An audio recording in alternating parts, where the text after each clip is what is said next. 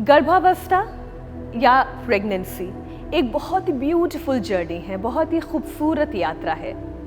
इस दौरान क्या योग करना चाहिए या नहीं करना चाहिए? करना चाहिए तो फिर कैसे करना चाहिए? और इस दौरान आपके डॉक्टर और योगा ट्रेनर आपको क्या सजेस्ट करते हैं? इन सभी चीज़ों का एक छोटा सा संकलन मैं लेकर आई हूँ आप लोगों के लिए। सबसे पहली बात तो ये कि डरना मना है। डरना मतलब आप ये सोचें कि योग तो हमारे लिए है ही नहीं, ऐसा नहीं है। योग सभी के लिए है। इवन प्रेगनेंसी में भी योग आपको आपकी स्पिरिचुअल और बॉडी हेल्थ के लिए बहुत ही अच्छा है। और ये कई बार आप कोरोना से जंग स्वामी रामदेव के संग हमारे कार्यक्रम में सुनते आए होंगे, देखते आए होंगे। लेकिन सबसे पहली बात जो ध्यान रखने वाली है वो ये कि आप अपने डॉक्टर और आप अपने योगा इंस्ट्रक्टर से एडवाइस जरूर लें। सूक्ष्म व्यायाम।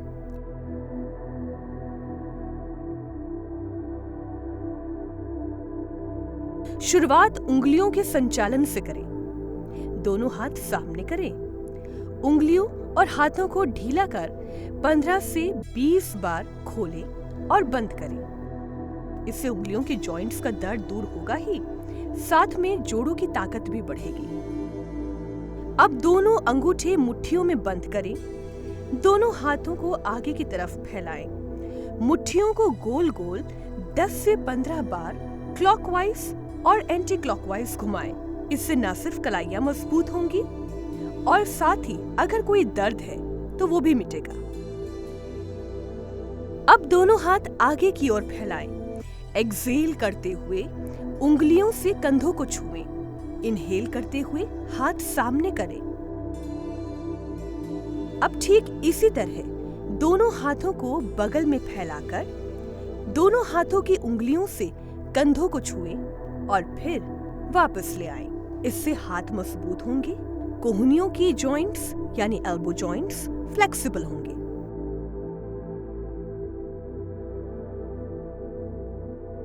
स्कंध संचालन। उंगलियों से कंधे को पकड़े, कोहनियां सामने लेकर आएं। इनहेल करते हुए कोहनियों को ऊपर ले जाएं और एक्सहेल करते हुए इन्हें फिर नीचे लेकर आएं। अब दोनों हाथों की उंगलियों से कंधे को पकड़ते हुए इनहेल करते हुए कोहनियों को बगल से ऊपर की तरफ उठाएं। एक्सहेल करते हुए नीचे लाएं। इससे न केवल आपके शोल्डर मजबूत होंगे, हार्ट मसल्स फ्लेक्सिबल होंगे, फ्रोजन शोल्डर की परेशानी नहीं आएगी। इनहेल करते हुए अब दोनों हाथों को ऊपर की तरफ ले जाएं और हथेली से कलाइयों को ग्रिप पर लाएं। ध्यान रखें, सिर के बराबर कोहनी तक हाथ सीधा रखें और बारी बारी से दाहिनी और बाईं ओर की तरफ खींचें। प्रेगनेंसी के दौरान कई बार गलत पोस्चर की वजह से स्पॉन्डिलाइटिस हो जाता है। ऐसे में ये 4 अभ्यास बहुत जरूरी हैं। दोनों हाथों की 5 उंगलियों को एक दूसरे में फंसाएं और फिर सिर के पिछले हिस्से में इस तरह लगाकर सिर पर आगे की तरफ ताकत लगाएं। साथ ही सिर पीछे की तरफ धकेलें और बाईं हाथ की हथेली से सिर के बाईं ओर पुश करें।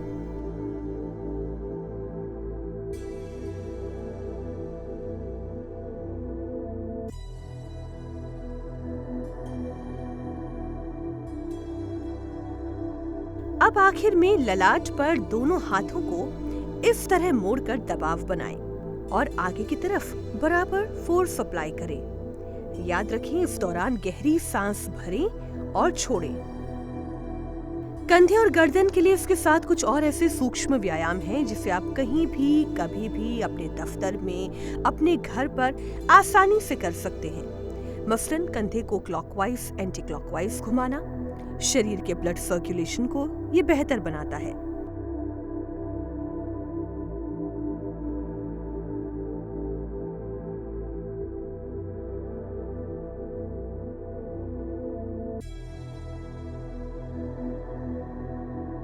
इस तरह गर्दन को सांस लेते हुए कंधे की तरफ घुमाना और सांस छोड़ते हुए वापस लाना, गर्दन को क्लॉकवाइज और एंटी क्लॉकवाइज घुमाना कभी भी आपको सर्वाइकल स्पॉन्डिलाइटिस की परेशानी नहीं होने देगा।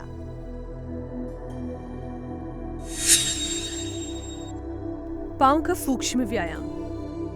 तो सबसे पहले पैरों को आगे की तरफ फैलाकर बैठें। इस दौरान स्पाइन को सीधा रखें। पाँव की उंगलियों को ऊपर और नीचे की तरफ मोड़ें, ठीक वैसे ही जैसे आपने हाथों की उंगलियों को किया था। अब एड़ियों को क्लॉकवाइज और एंटी क्लॉकवाइज गोल गोल घुमाएं। ये आपकी उंगलियों और एड़ियों के जोड़ के लिए बहुत फायदेमंद है। प्रेगनेंसी के दौरान आर्थराइटिस का हल्का असर हाथ और पाँव की उंगलियों पर पड़ता है और ऐसे में ये अभ्यास आपको हेल्दी रखेगा। घुटनों को रोजाना अभ्यास देना जरूरी है। सबसे पहले दाहिने पैर को मोड़ें, फिर बाएं पैर को। इससे नीज जॉइंट एक्टिव रहते हैं। आपके लिए ये जानना जरूरी है कि शरीर में नी जॉइंट सबसे कॉम्प्लेक्स और बड़ा है, इसलिए प्रेगनेंसी में भी रेगुलर वॉकिंग को इम्पोर्टेंट कैटेगरी में रखा जाता है।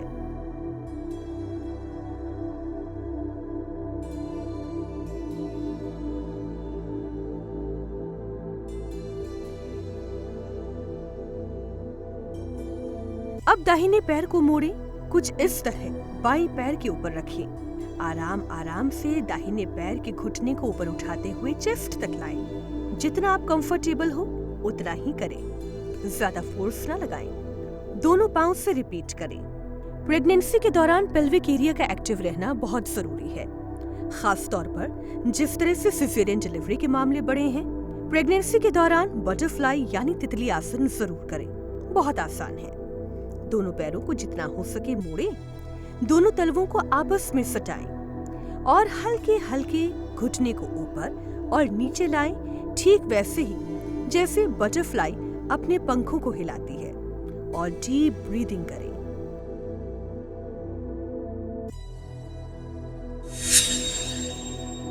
एडवाइस नंबर 2, ध्यान इस बात का रखना है कि आपका शरीर आपसे क्या कह रहा है। Listen to your body.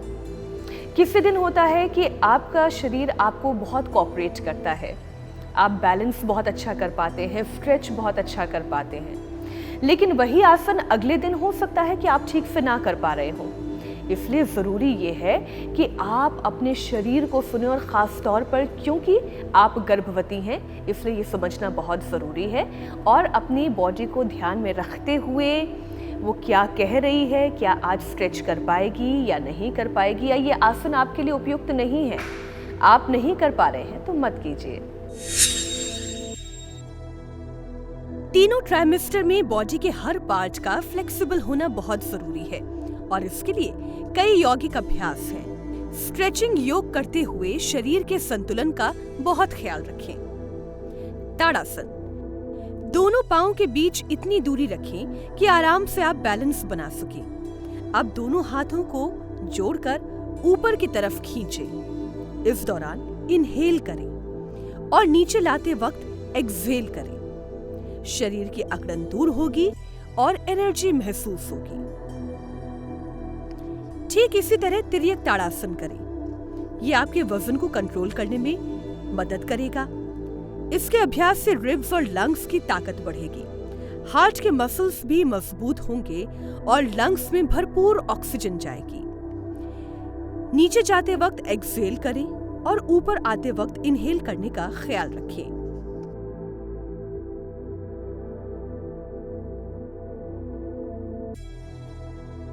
Trikonasana. दोनों पांव के बीच 2 से 3 फुट की दूरी बनाकर सीधे खड़े हो जाएं। राइट लेग को राइट की तरफ मोड़ कर रखें। अपने कंधे की ऊंचाई तक दोनों हाथों को साइड में फैलाएं। अब इनहेल करते हुए राइट की तरफ झुकें। दाएं हाथ से दाएं पैर को छुएं। शरीर में फ्लेक्सिबिलिटी के साथ ही ये आपकी प्रेगनेंसी के दौरान स्ट्रेस और टेंशन से भी दूर रखेगा और शरीर में ऊर्जा भरेगा।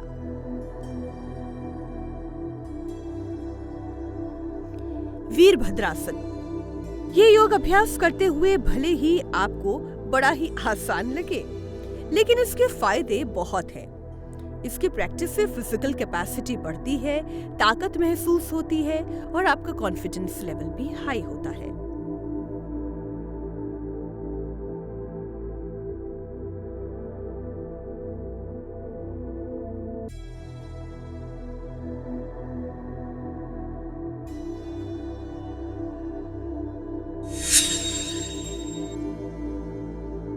विक्रम त्रिकोणासन। सबसे पहले त्रिकोणासन की तरह पोस्चर में आए। बस फर्क ये है, जो हाथ ऊपर है उससे भी पांव को टच करना है और फिर वापस ऊपर की तरफ ले जाना है। इसे एक्सटेंशन और कंप्रेशन कहते हैं। इस अभ्यास से हिप जॉइंट्स एक्टिव होते हैं, मसल और शरीर के दूसरे अंगों को प्रॉपर ऑक्सीजन मिलती है, ब्लड सर्कुलेशन बेटर होता है। बस इतना ध्यान रखें, शरीर की जितनी क्षमता हो उतना ही स्ट्रेच करें।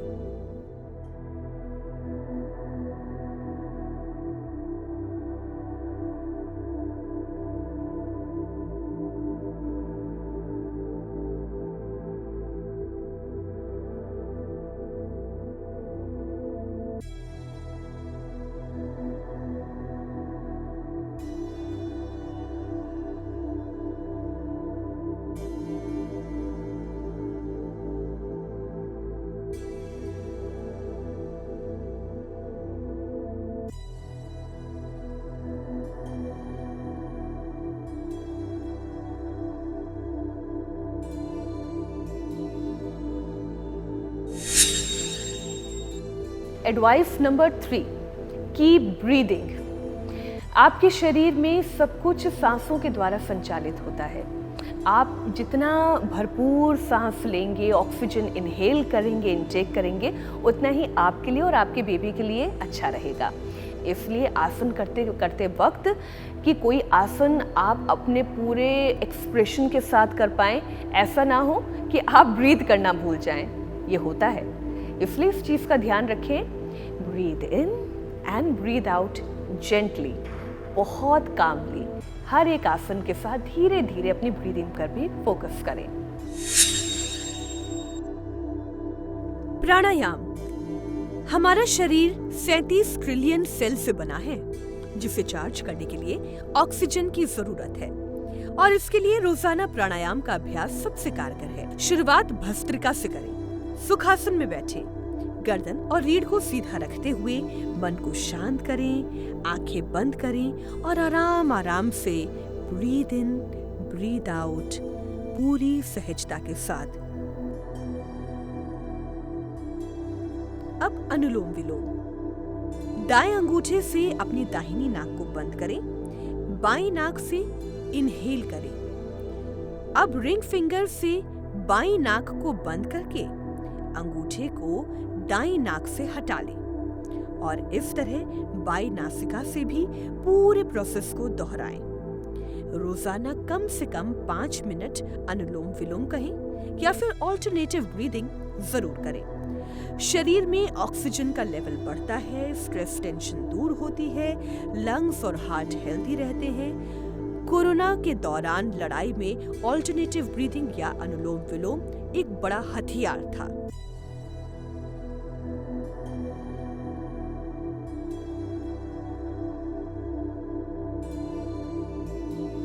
भ्रामरी यानी बी ब्रेथ। इंडेक्स फिंगर को माथे पर लगाएं, मिडिल और रिंग फिंगर को मेडिटियल कैंथस पर और लिटिल फिंगर को नॉस्ट्रिल्स के कॉर्नर्स पर रखें। ब्रीद इन करें, अपने लंग्स में हवा भरें और फिर एक्सहेल करते हुए एक मधुमक्खी की तरह भनभनाहट की, जैसे इस तरह की आवाज निकालें। याद रखें, मुंह बंद रखना है। प्रेगनेंसी के दौरान टेस्ट, स्मेल, बीपी, कॉन्सेंट्रेशन, सिर दर्द, बहुत तरीके की परेशानियों से एक महिला जूझती है। इन सभी परेशानियों में भ्रामरी आपको हेल्प करेगी, एंडोक्राइन सिस्टम को एक्टिव करेगी और इससे डिलीवरी आसान होगी। उद्गीत प्राणायाम। इसमें गहरी सांस भरें और छोड़ें, ब्रीद इन और ब्रीद आउट, लेकिन ब्रीद आउट करते हुए ओम का उच्चारण करें, जैसे ओम।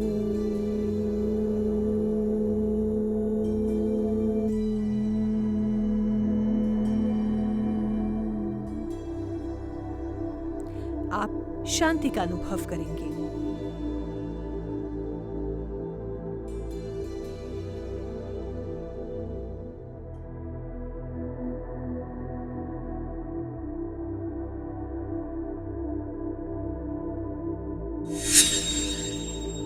Fourth advice, don't ever rush, यानी हड़बड़ी में कोई आसन ना करें, झटका तो बिल्कुल ना दें। आप ये सोच रहे हो कि अरे, आपका माइंड कह रहा है कि ये आसन तो मैं बहुत आसानी से कर सकती हूँ और ये तो मैं हमेशा से करती आ रही हूँ, लेकिन अब आपकी बॉडी उसके लिए तैयार नहीं है, तो झटके तो देने ही नहीं है, भागना तो बिल्कुल नहीं है। आराम से एक एक आसन को पूरा वक्त देकर करना है। मार्जरी आसन, कैट पोज। अपने दोनों घुटनों को टेक कर बैठ जाएं। दोनों हाथों पर थोड़ा वजन डालते हुए अपने हिप्स को ऊपर की तरफ उठाएं। चेस्ट फर्श के पैरेलल होगी, बिल्कुल एक बिल्ली की तरह। इसके साथ लंबी सांस लें और सिर को पीछे की ओर झुकाएं। टेल बोन को ऊपर की तरफ उठाएं और अब एक्सहेल करते हुए सिर को नीचे की ओर लाएं। चिन को चेस्ट से लगाने की कोशिश करें। प्रेगनेंसी के दौरान मार्जरी आसन इसलिए भी जरूरी है क्योंकि तीनों ट्राइमेस्टर में उल्टा लेटना मना होता है। ये अभ्यास आपको रिलैक्स करता है और स्पाइन की फ्लेक्सिबिलिटी को बढ़ाता है।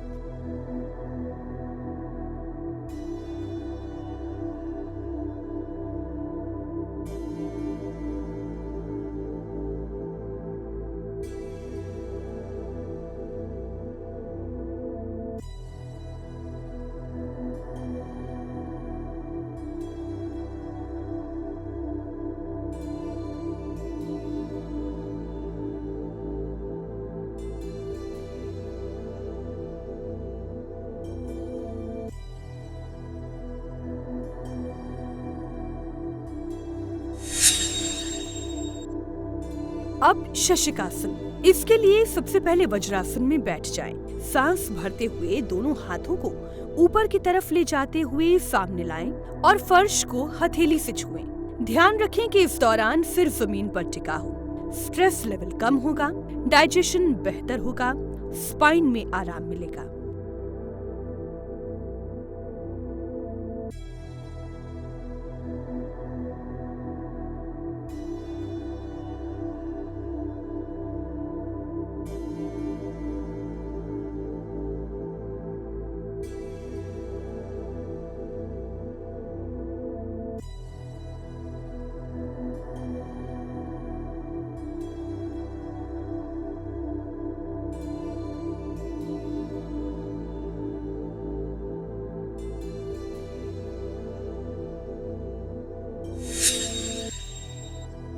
भूनमनासन। इसमें दंडासन में बैठे अपनी कैपेसिटी के अनुसार पैरों को फैलाएं। इस दौरान पंजे सीधे होने चाहिए।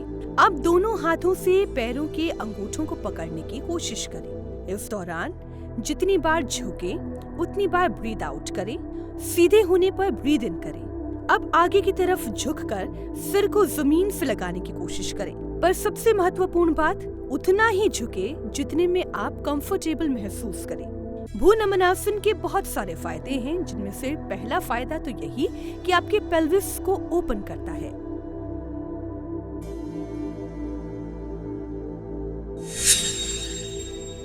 Fifth advice, jumping, bumping, hopping and bouncing, totally no no. ना जंप करना है, ना ऐसा कोई योग करना है जिसमें आपकी बॉडी बाउंस हो, क्योंकि आप जानते हैं कि इन तीनों ट्राइमेस्टर में, चाहे वो पहला हो या फिर आखिरी हो, जंपिंग यानी उछलना, कूदना, बाउंस करना आपके लिए और आपकी बेबी दोनों के लिए बहुत खतरनाक हो सकता है। इसलिए मैंने कहा इन चीज़ों का बहुत ख्याल रखें। भले ही आप कितनी ही रनिंग क्यों ना करते हो, कितना ही डांसिंग क्यों ना करते हो, लेकिन कोशिश करें कि कोई भी योगाभ्यास ऐसा ना करें जिसमें आपकी बॉडी या आपका बेबी बम बहुत ज़्यादा बाउंस करे।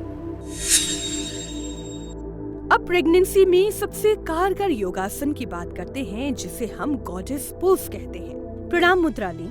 ताड़ासन की तरह पहले खड़े हो जाएं। पैरों के बीच इतनी दूरी रखें कि बॉडी का बैलेंस बना रहे। इनहेल करते हुए घुटनों और पैरों को मोड़ते हुए हिप्स को नीचे लेकर आए। पोज ऐसा होना चाहिए कि आपके दोनों पाँव में 90 डिग्री का एंगल बने। गॉडेस पोज से कमर के नीचे के पैरों में ताकत आती है। नी और हिप जॉइंट खुलते हैं। इसे करने पर आप इंटरनल एनर्जी महसूस करेंगे।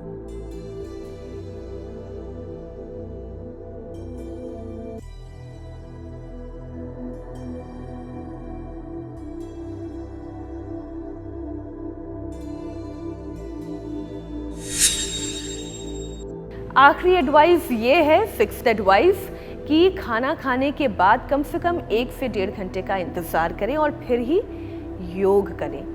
प्राणायाम करने के लिए कोई समय की बाध्यता नहीं है। कपालभाति बिल्कुल नहीं करना है। ऐसा कोई भी आसन जिसमें डायरेक्ट आपके कोर पर या आपके स्टमक पर झटका लगे, ऐसा कोई आसन नहीं करना है। तो इसलिए कपालभाति हो गया, इससे आप दूर रहें और खाना खाने के 1 से 1.5 घंटे के बाद योग अभ्यास करें। ये बहुत महत्वपूर्ण है। कपोतासन। कपोत यानी कबूतर की तरह सुंदर दिखने वाला एक पोज। ये चमत्कारिक आसन है। कई मर्ज की दवा भी है। सबसे पहले कंधों के दर्द, रीढ़ की हड्डी का दर्द और हिप पेन दूर होते हैं। हाथों में फ्लेक्सिबिलिटी आती है। प्रेगनेंसी के दौरान इस अभ्यास से शरीर को भरपूर ऑक्सीजन मिलती है, डाइजेशन ठीक रहता है और तो और यूरिन प्रॉब्लम की परेशानी भी दूर रहती है। इसके अभ्यास से लंग्स और न्यूरो सिस्टम भी स्ट्रेंथन होता है।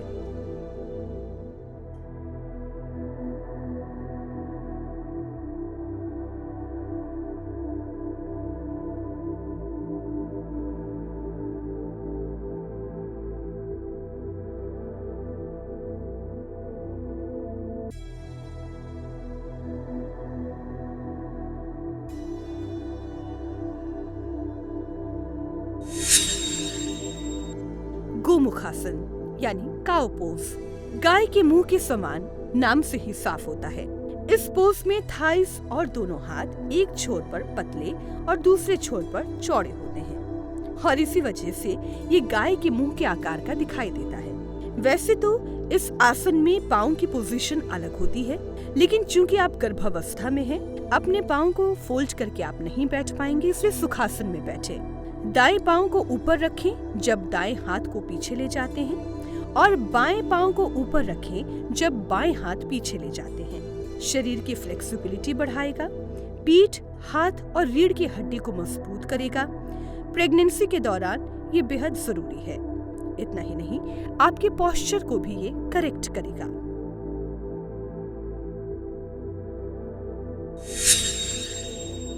तो जैसा कि मैंने आपको शुरुआत में कहा कि डरना मना है, वही बात मैं आखिर में भी कहूँगी कि हो सकता है आपके आसपास के बहुत सारे लोग इस बात से डरें कि अरे इतना योग करने की क्या ज़रूरत है। आप ये याद रखें कि आपकी जितनी परनानी, परदादी, दादी और हो सकता है आपकी माँ भी आपके घर में सारे काम करती आई हैं, खेतों में काम करती आई हैं, खूब वर्जिश करती आई हैं और नॉर्मल डिलीवरीज हुई हैं। तो इस बात का ख्याल रखें कि डरना बिल्कुल मना है। बस कुछ एहतियात जो बरतने के लिए मैंने आपसे कहा वो एहतियात बरतें। और इंडिया टीवी पर हर रोज सुबह 7:56 पर योग गुरु स्वामी रामदेव के साथ कोरोना से जंग लड़ना ना भूलें, क्योंकि चाहे आप सामान्य अवस्था में हो या फिर प्रेगनेंसी का वक्त हो, जंग तो लड़नी है, रोगों से जंग लड़नी है, बीमारियों से दूर रहना है, कोरोना से दूर रहना है।